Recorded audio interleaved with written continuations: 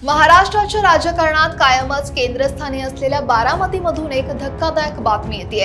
राज्याचे दिवंगत उपमुख्यमंत्री अजित पवार यांच्या निधनामुळे रिक्त झालेल्या बारामती विधानसभा मतदारसंघासाठी पोटनिवडणूक जाहीर झाली आहे। पण या निवडणुकीत एक असा ट्विस्ट आलाय ज्यामुळे राजकीय वर्तुळात मात्र चर्चांना उधाण आलंय।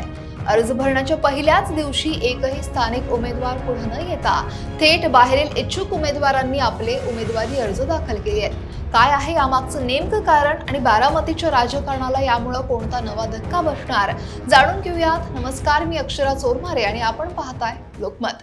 तर राज्याच्या राजकारणात आपलं एक वेगळं स्थान असलेल्या या बारामतीच्या विधानसभा पोटनिवडणुकीकडे सगळ्या महाराष्ट्राचं लक्ष लागलंय। सध्या तरी निवडणुका आयोगानं जाहीर केल्यात आणि या कार्यक्रमानुसार बारामती आणि राहुरी या दोन विधानसभा मतदारसंघांसाठी 23 एप्रिलला मतदान होणार आहे आणि 4 मेला ही मतमोजणी पार पडणार आहे।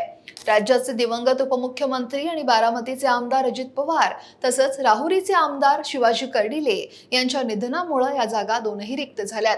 पण या बारामती पोटनिवडणुकीत उमेदवारी अर्ज दाखल करण्याच्या पहिल्याच दिवशी जे चित्र समोर आलंय ते अनेकांना आश्चर्याचा धक्का देणार आहे। आतापर्यंतच्या राजकीय परंपरेनुसार स्थानिक पातळीवरून अनेक इच्छुक उमेदवार हे पुढे येत असतात, मात्र यावेळी बारामतीतून एकही स्थानिक उमेदवार पुढे आलेला नाही, तर थेट बाहेरच्या 3 इच्छुक उमेदवारांनी आपले उमेदवारी अर्ज सादर केले आहेत। यात जत तालुक्यातील सतीश कृष्णा कदम यांनी हिंदुस्थान जनता पार्टीकडून, सातारा इथल्या सागर शरद भिसे यांनी अपक्ष, तर सोलापूर जिल्ह्यातील सांगोला येथील राघू घुटुकडे यांनी न्यू राष्ट्रीय समाज पार्टीच्या वतीने अर्ज दाखल केलाय।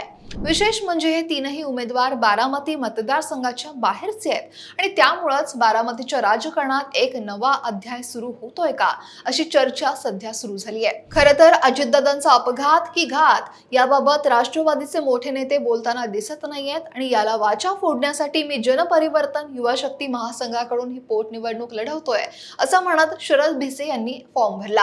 अजितदादांच्या निधनानंतर ही पोटनिवडणूक लागलेली।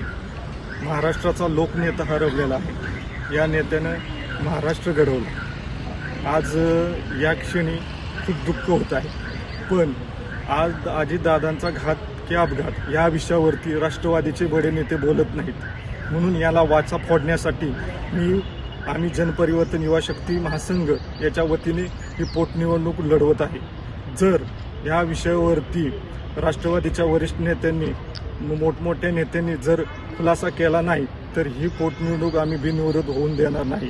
कारण जेवढा काळ आम्हाला माझ्या संघटनेच्या माध्यमातून आम्ही काम करत असताना जेवढा अजितदादांचा आम्हाला सहवास लागला, त्यांनी जे आम्हाला मार्गदर्शन केलं व राजकीयदृष्ट्या प्रगल्भ केलं, त्यामुळं त्यांचे आमच्यावरती ऋण आहेत ते फेडण्याची वेळ आता आलेली आहे। त्यामुळं जोपर्यंत त्यांना न्याय मिळत नाही तोपर्यंत आम्ही मागे हटणार नाही।